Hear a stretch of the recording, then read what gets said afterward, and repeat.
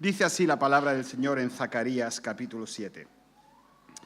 Aconteció que en el año 4 del rey Darío vino palabra del Señor a Zacarías, a los 4 días del mes 9, que es Quisleu, cuando el pueblo de Betel había enviado a Sarecer con Regem-Melech y sus hombres a implorar el favor del Señor y hablar a los sacerdotes que estaban en la casa del Señor de los ejércitos y a los profetas diciendo: ¿lloraremos en el mes 5?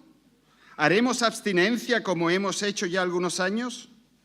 Vino pues a mí palabra del Señor de los ejércitos diciendo: habla a todo el pueblo del país y a los sacerdotes diciendo: cuando ayunasteis y llorasteis en el 5 y en el 7 mes, estos 70 años, ¿habéis ayunado para mí? Y cuando coméis y bebéis, ¿no coméis y bebéis para vosotros mismos? ¿No son estas las palabras que proclamó el Señor por medio de los profetas primeros, cuando Jerusalén estaba habitada y tranquila y sus ciudades en sus alrededores y el Negev y la Cefela estaban también habitados? Y vino palabra del Señor a Zacarías diciendo: así habló el Señor de los ejércitos, diciendo: juzgad conforme a la verdad, y haced misericordia y piedad cada uno con su hermano. No oprimáis a la viuda, al huérfano, al extranjero, ni al pobre, ni ninguno piense mal en su corazón contra su hermano. Pero no quisieron escuchar, antes volvieron la espalda y taparon sus oídos para no oír, y pusieron su corazón como diamante para no oír la ley ni las palabras que el Señor de los ejércitos enviaba por su espíritu, por medio de los profetas primeros.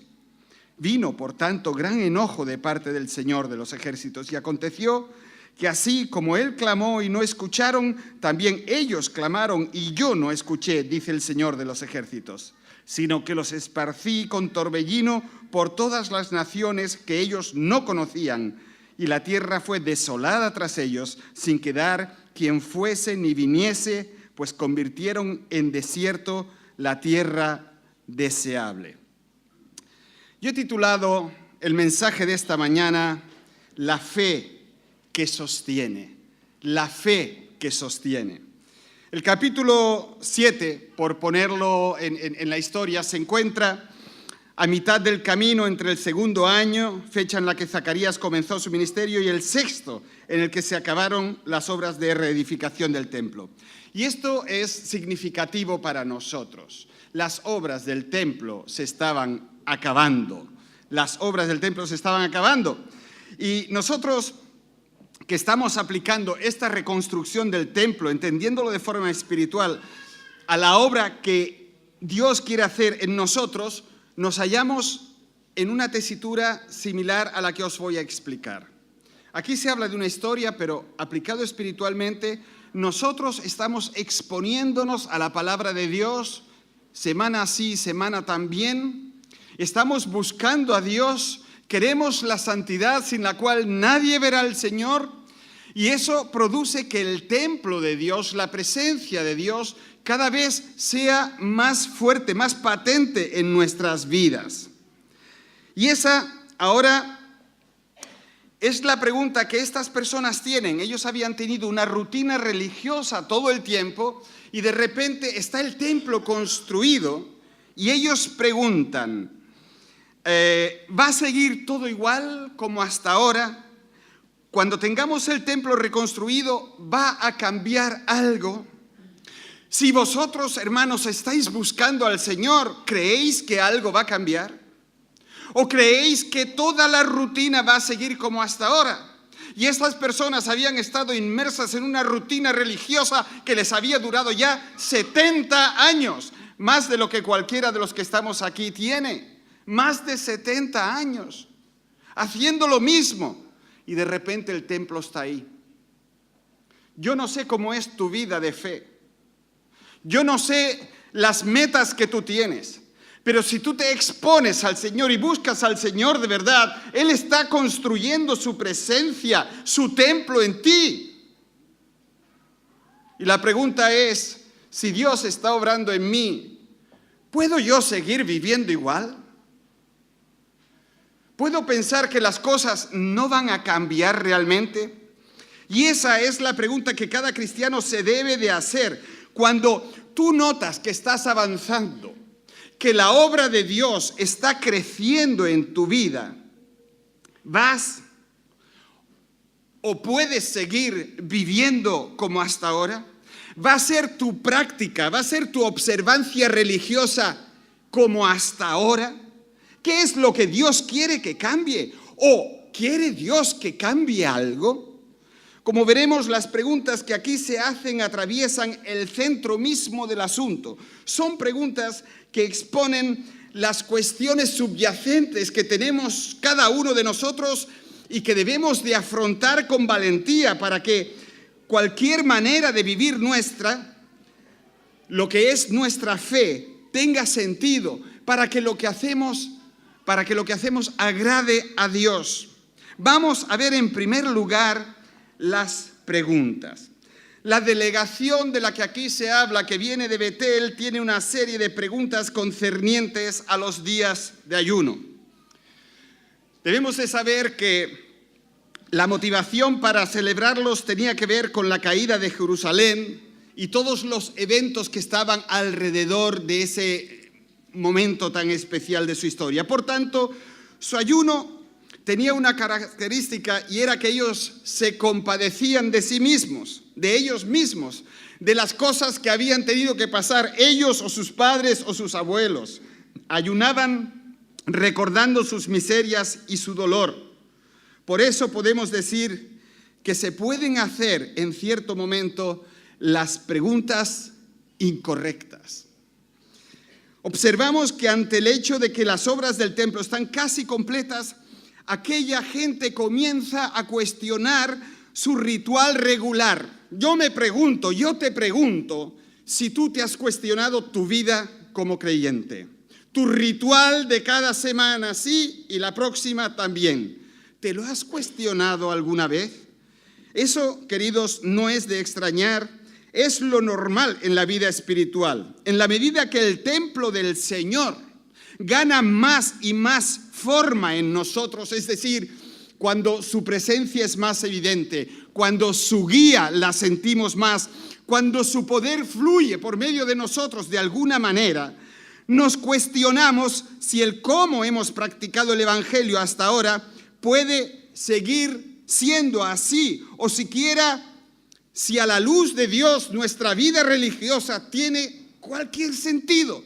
¿Me estáis entendiendo? Vale.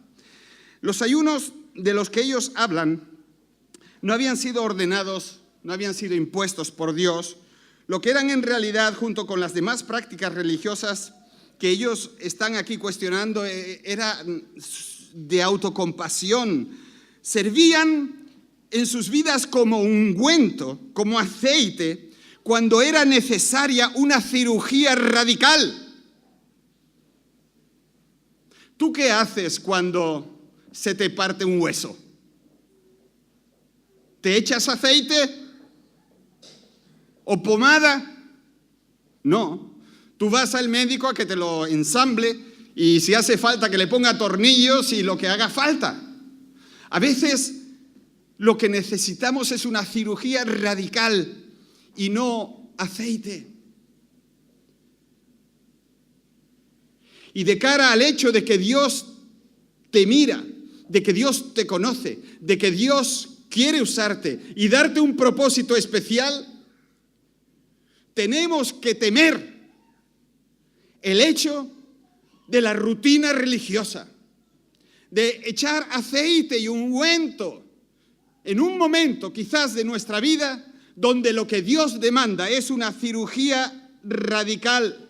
Era curioso que esta gente ayunaba, pero no habían confesado su pecado personal.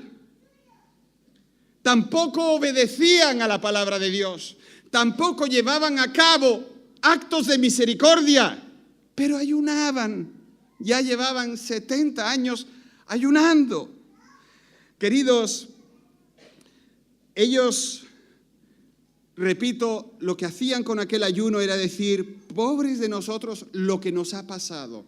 Y llegaba el próximo año, pobres de nosotros lo que nos ha pasado. Y llegaba otro año y así 70, pobres de nosotros lo que nos ha pasado. Y no se daban cuenta de lo que tenían alrededor. Ni siquiera lo que los había llevado a esa situación tan miserable, que ya veremos. Se habían celebrado estos días, años y años, y sin embargo, Dios aquello no lo había ordenado. Por lo tanto, esas observancias religiosas se habían convertido en eventos de autoservicio. Cuando tú vas a la iglesia a ver qué me da el Señor, a ver qué hace por mí, a ver cómo me guía, tú estás confundiendo el culto a Dios con un autoservicio. Y eso está fundamentalmente equivocado. Veremos más adelante cómo aquella gente de observancia religiosa fija carecían de humildad, no obedecían, no servían con amor. Es decir, no tenían ninguna de las características que debe de tener el pueblo de Dios. Queridos, os aseguro que sobre este mundo hay gente más religiosa que tú y que yo. Ayunan más que tú y que yo. Se entregan más que tú y que yo. Dan hasta la vida por lo que creen. Y son religiosos. Es decir, que nosotros con nuestra marca de lo que es la religión y la fe, no damos la talla comparándonos con muchísima gente. Yo quisiera hacer una pequeña aplicación a este punto sobre las preguntas incorrectas. Primero, nunca tenemos que cuestionar o preguntarnos si debemos o no debemos de obedecer los mandamientos de Dios. Los mandamientos de Dios están ahí, ¿para qué? Para obedecerlos. Segundo, los rituales autoimpuestos, aunque parezcan espirituales, en realidad pueden apelar a motivos egoístas, legalistas o vete a ver qué. Cuando alguien te dice ofrenda 50 porque Dios te da 100, ¿sabes lo que es eso? Una cochinada. Eso no tiene nada de fe, eso no tiene nada de entrega. Tú le das al Señor porque lo amas y porque amas su obra y sus cosas. Tercero, a menos de que nuestras prácticas religiosas den lugar a la pureza en nuestras vidas, a la devoción a Dios y al servicio desinteresado a los demás, se va a convertir en una trama inútil y que no agrada a Dios. Pero también hay preguntas correctas, ¿de acuerdo? Y Dios es el que hace las preguntas correctas en este texto que acabamos de leer. Dios les hace las preguntas correctas. Dios nos hace las preguntas correctas, Dios te hace las preguntas correctas. Las preguntas de aquella gente surgieron, la de las personas, surgieron de una introspección mórbida. Algo así como, ¿estoy yo bien? ¿Lo hago yo bien?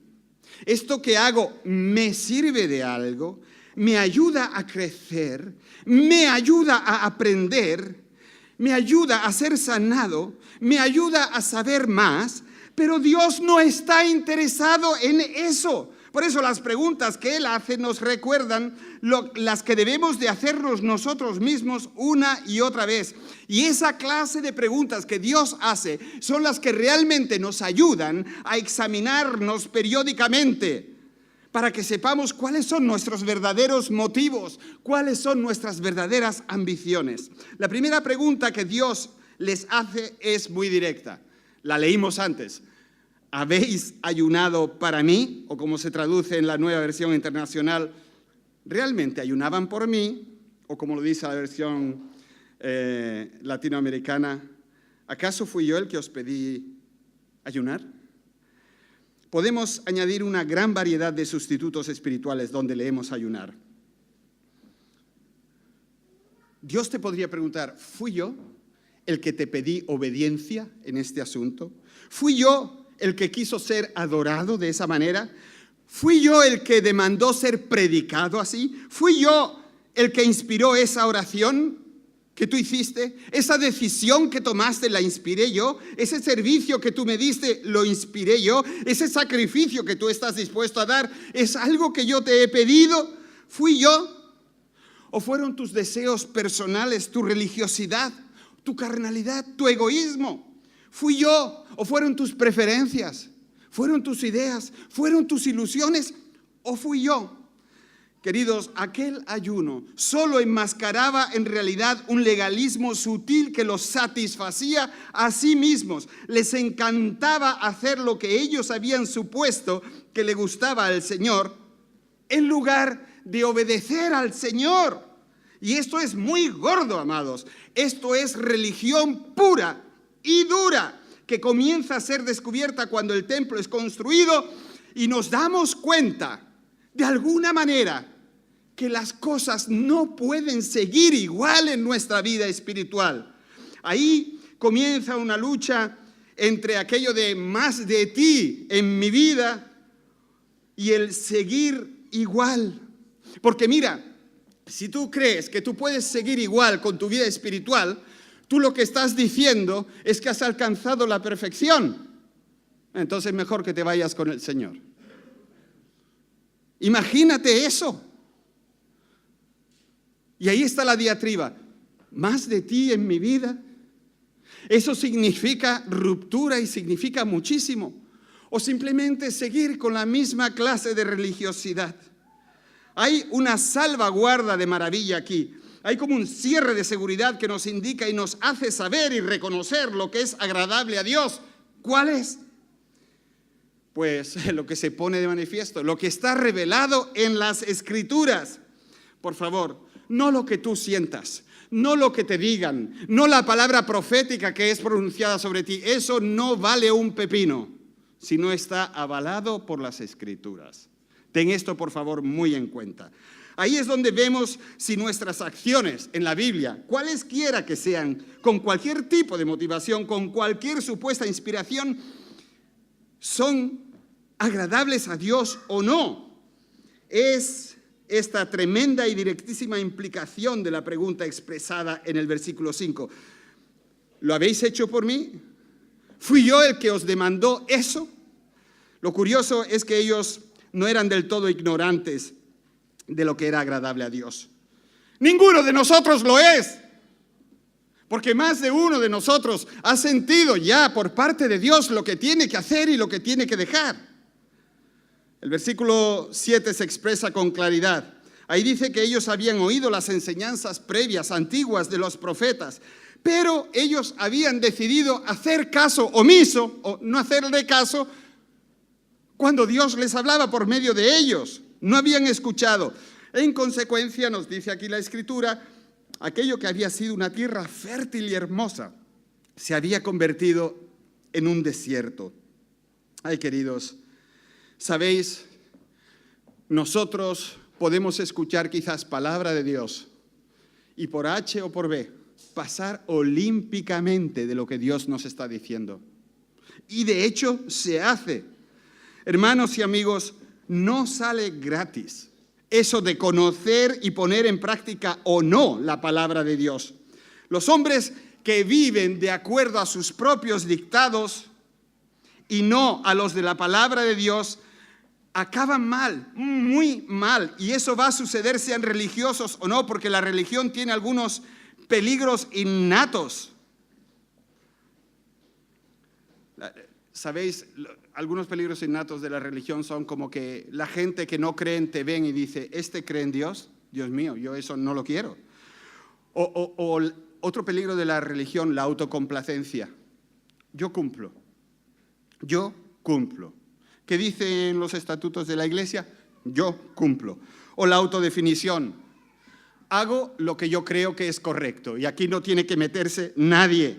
Pero queridos, la palabra de Dios es incisiva. La palabra de Dios no nos permite atajos religiosos ni morales y nosotros decimos, tú puedes decir lo que te dé la gana y en la palabra puede estar escrito lo que quiera, que yo soy libre en Cristo y defino mi fe como me parece. Queridos, ese es el problema aquí. Práctica religiosa que era una chusca delante de Dios. Porque lo que Dios quería era otra cosa. Y por eso Dios no los deja así, sino que les dice claramente lo que Él demandaba de ellos. Fijaos en los versículos 8 y 10. Fijaos el grave problema en el que se encontraban ellos y en el que sigue encontrándose el religioso medio. Dios es bueno Por eso Él nos muestra de dónde venimos y a la vez nos hace o nos vuelve a hacer una serie de propuestas concretas y las vamos a ver. Dios exige de su pueblo unas acciones que son insustituibles. Dilo conmigo, insustituibles, ¿vale?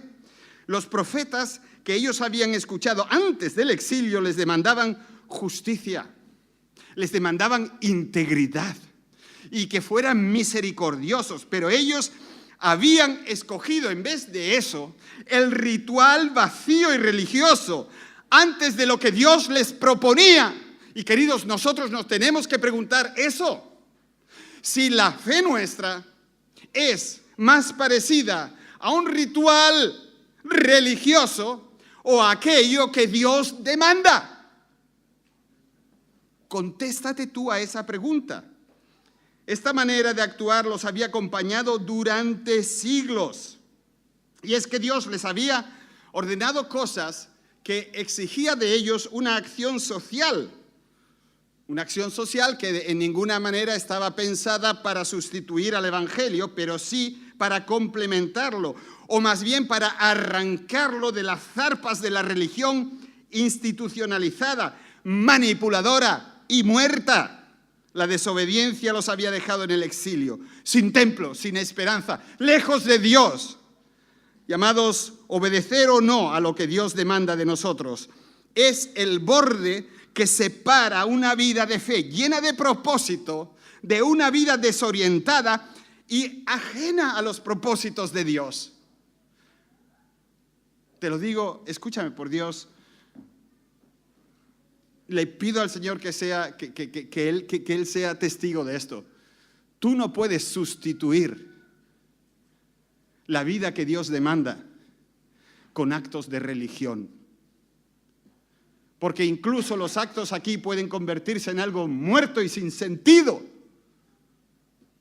que te dejan tranquilo porque cumples. Pero Dios le dice, ¿he demandado yo esto de ti? ¿Dónde está escrito? Lo que yo he escrito es algo muy diferente. Lo que yo he escrito es que te comportes de esta manera con las viudas, con los huérfanos, con los extranjeros, con los pobres. Ese es el verdadero culto a Dios, nos dice la Biblia. Así dice el Señor Sebaot: administrad justicia según la verdad, ejerced compasión y misericordia cada uno con su hermano, no oprimáis a la viuda, ni al huérfano, ni al extranjero, ni al pobre, ni meditéis en vuestro corazón el mal contra vuestro hermano. Queridos, aquí se nos habla en primer lugar de practicar la verdad y la justicia. Esta demanda demuestra la importancia que tienen nuestras relaciones como iglesia, como creyentes, con la comunidad. Esas relaciones han de ser de suma importancia para cada creyente y debemos de esforzarnos en ser justos y veraces donde eso se nos demande. Quien ha estado escuchando las noticias este fin de semana estará igual de escandalizado que yo. La gente que representa a millones de españoles que votan al Partido Socialista, la cabeza de serie que ellos tienen, han estado gritándose los unos a los otros, han estado intentando mentirse, engañarse, se han hecho llorar los unos a los otros, se han dicho lo que no está escrito, y eso que no nos hemos enterado de la misa ni la mitad. Y en ese mundo nosotros tenemos que ser gente justa y veraz. El Señor nos lo dice. Es como ser proactivos en nuestras relaciones para restaurar la verdad, la armonía, la paz. Eso es ser luz y sal en medio de la sociedad y no pensar que debemos de vivir retraídos dentro del muro de nuestros monasterios, claustros, conventos o iglesias particulares. El mundo nos necesita en pleno uso de nuestras capacidades mediadoras. Queridos, verdad y justicia hacia el mundo, no solamente hacia adentro. Y se nos dice que ejerzamos compasión y misericordia, cada uno con su hermano.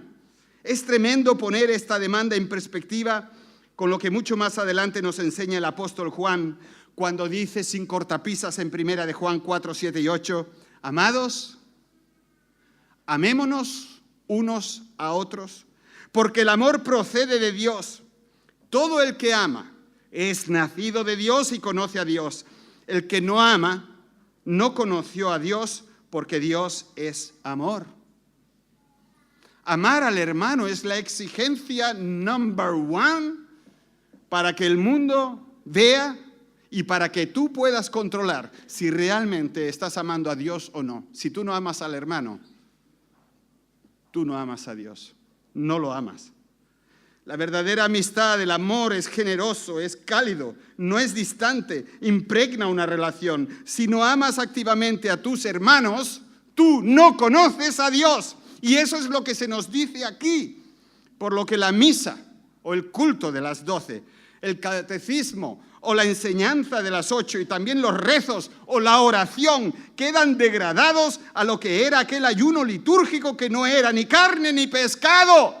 Si tú no estás amando activamente a tus hermanos, te estás interesando por sus vidas y estás intentando influenciar de manera que ellos sean bendecidos, sostenidos, consolados o lo que necesiten, tú no eres ni carne ni pescado. Y puedes estar viniendo a todos los cultos, estar diezmando y estar orando como una máquina. No sirve de nada. Es ayuno inútil. Es religión vacía. El amor marca la diferencia porque lo demás es religión fría, litúrgica, formal o deformada, pero no salva. ¿Lo captas? No salva. Intentaré hacer una pequeña aplicación. Tú me preguntas ahora, ¿cómo lo voy a amar si no lo conozco? Pecado. Queridos, la noción moderna del anonimato en la Iglesia es ajena a la Escritura y cada vez socava más y más la comunidad cristiana. Hemos de buscar proactivamente el conocernos los unos a los otros. Hemos de pasar tiempo juntos. Hemos de abrir nuestras casas. Hemos de servirnos los unos a los otros de la manera que Dios nos permita y nos indique. Nunca debemos de estar satisfechos con asistir al culto de la iglesia y luego escapar durante el resto de la semana escondiéndonos en nuestra propia casucha. Reaccionemos por amor a Dios y a los demás. ¡Reacciona! Si Dios te dio un coche es para que lo pongas al servicio. Si Dios te dio una casa es para que la abras. Si Dios te dio dinero es para que lo prestes. Si Dios te dio música es para que cantes. Si Dios te dio cariño es para que lo repartas a expuertas. Queridos, la religiosidad es una maldición que tiene pillado a muchísimos que se creen cristianos nacidos de nuevo y que se contentan con el culto dominical, la oración, tal. No. Esto va mucho más allá. También se nos dice aquí que no se oprima a la viuda, ni al huérfano, ni al extranjero, ni al pobre. No podemos tener una noción medianamente clara. No podemos ni imaginarnos debidamente las privaciones que estos 4 grupos enfrentó y sufrió en el mundo antiguo, sin sostén, sin ningún protector, sin seguridad, sin recursos, sin ciudadanía. Estaban expuestos, eran vulnerables a la mayoría de los abusos y de los atropellos de la sociedad. Muchos pasaban hambre, otros eran vendidos como esclavos, otros solo podían recurrir a la prostitución, mientras que el resto se hacían delincuentes para sobrevivir. Fueron los ignorados, los últimos, las víctimas de los abusos y lo peor. Y nosotros tenemos en la iglesia madres solteras con niños que los pasan canutas, los pasan mal para llegar a mediados de mes, que ya no al final de mes. Gente en paro que no sabe ni dónde vivir. Están aquí con nosotros. Y nos contentamos quizás con el culto de las 12. Dios demanda que su pueblo desarrolle y viva una actitud diametralmente opuesta hacia aquellos a los que el mundo está machacando. Y la cuestión es que están también entre nosotros. Queridos, mira sus necesidades, de aquellos que están entre nosotros y comparten las sillas de nuestra iglesia. Suple tú sus necesidades, cúbrelos de alguna manera, ámalos.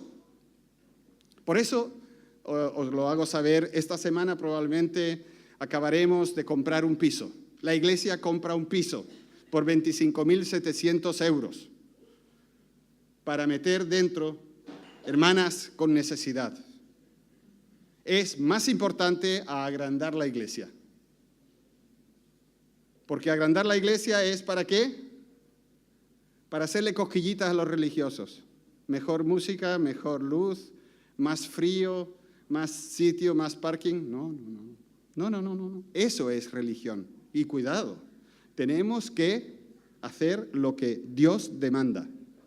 Lo que Dios demanda a aquellos que creen.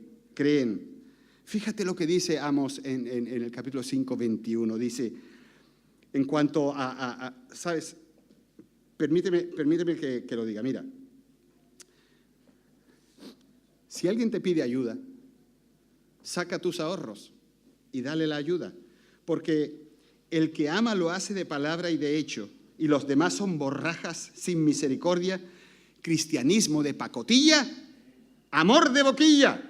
Mira, Amós 5:21, es que es una palabra que corta como vamos, dice, yo aborrezco sus fiestas religiosas, no me agradan sus cultos solemnes. Y era precisamente por eso, nada vale para el que no ama al hermano o a la hermana en necesidad. Uno come de los manjares de la mesa de Dios, los otros se contentan con mirar el escaparate.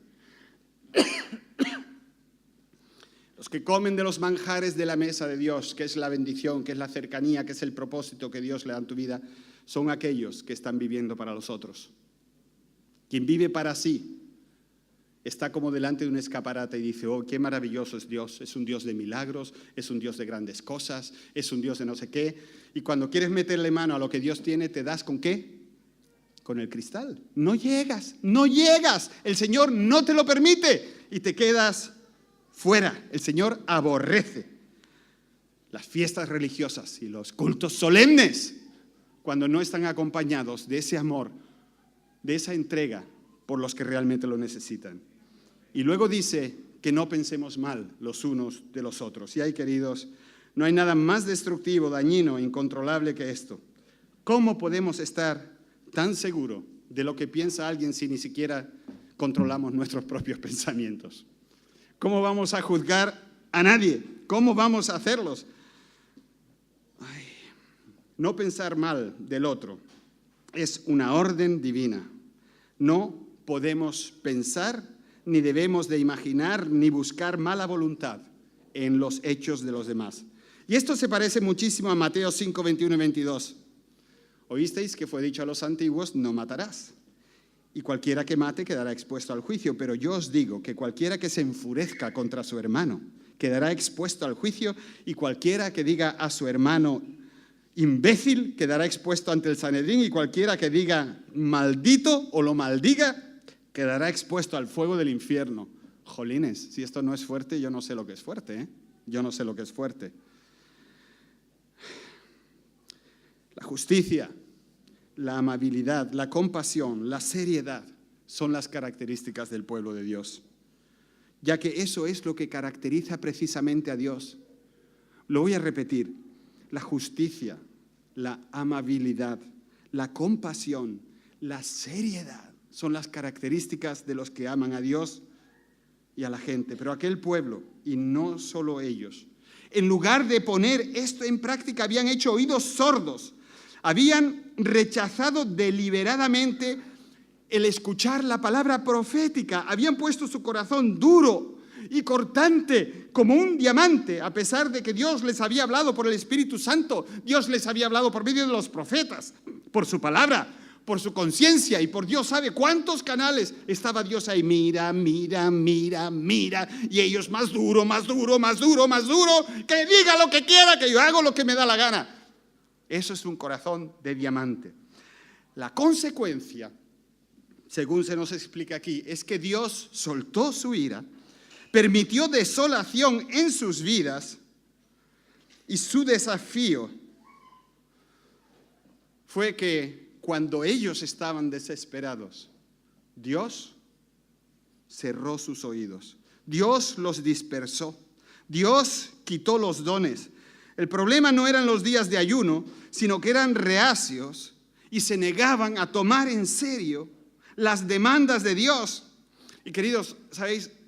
La obediencia externa puede parecer eso, obediencia externa, pero el corazón verdaderamente afectado provoca una obediencia clara y firme frente a las demandas reales de Dios. Religión para la galería y un corazón apegado a Dios son asuntos muy diferentes, juegan en ligas diferentes.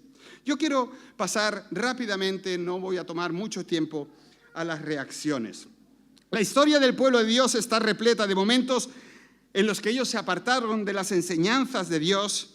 Ahora, cada respuesta o reacción a las instrucciones divinas acarrea también una respuesta divina. Sin embargo, muchos persisten en un desafío como si Dios no fuese Dios.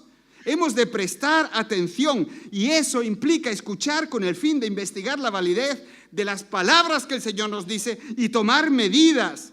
Mira, escuchar un mensaje como el de este domingo está muy lejos de ser algo recreativo. ¿Quién se está divirtiendo ahora aquí?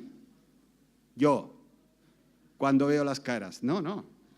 Un mensaje no tiene nada de recreativo, sino que es algo que demanda una respuesta seria.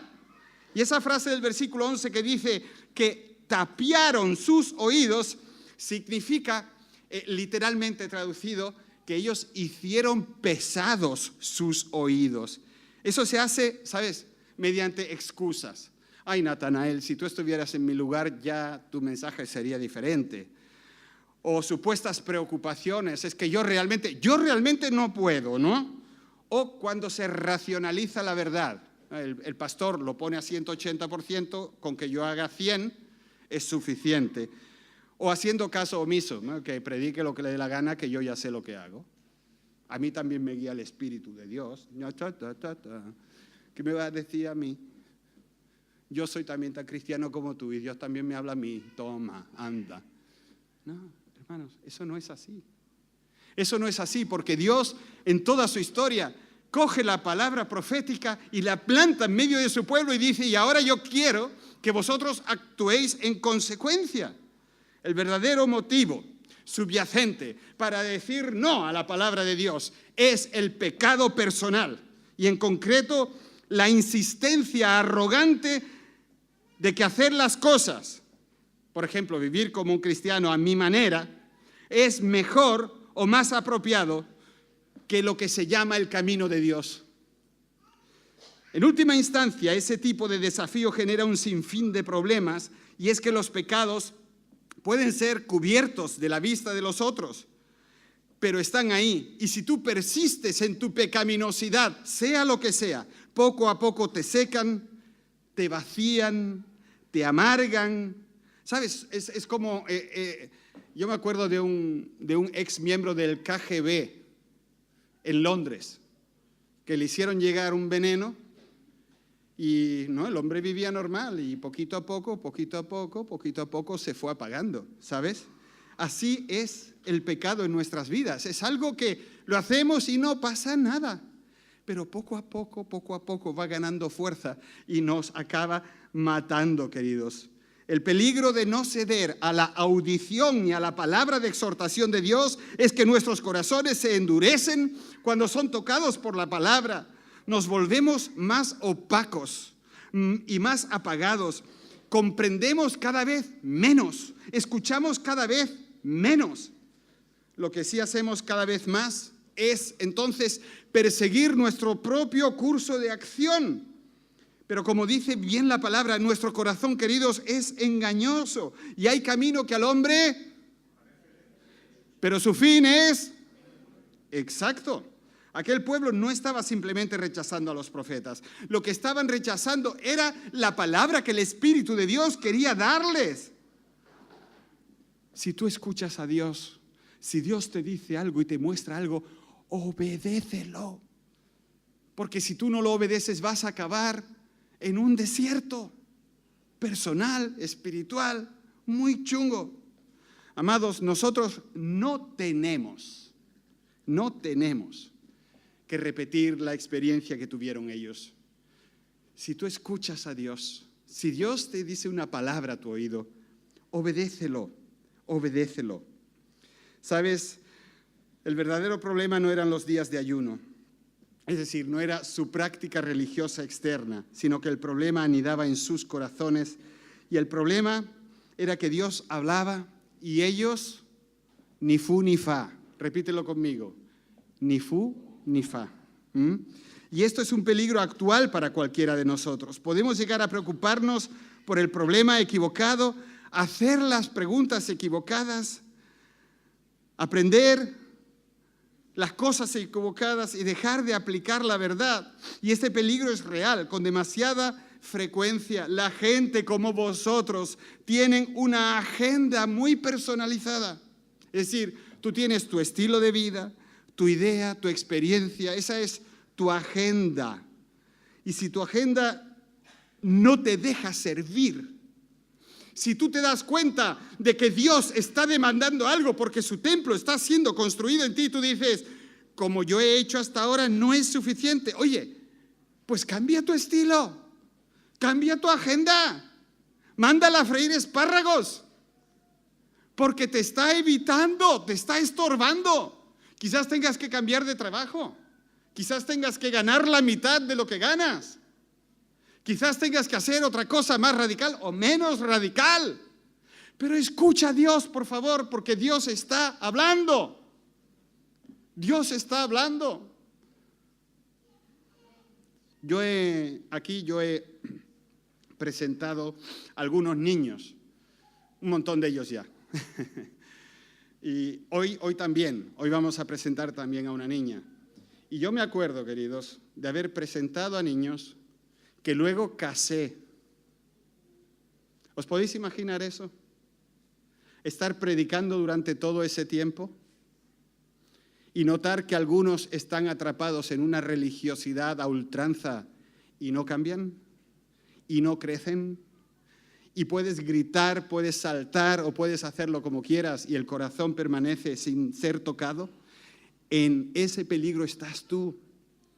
Necesitamos una reforma de nuestras vidas, de nuestros corazones.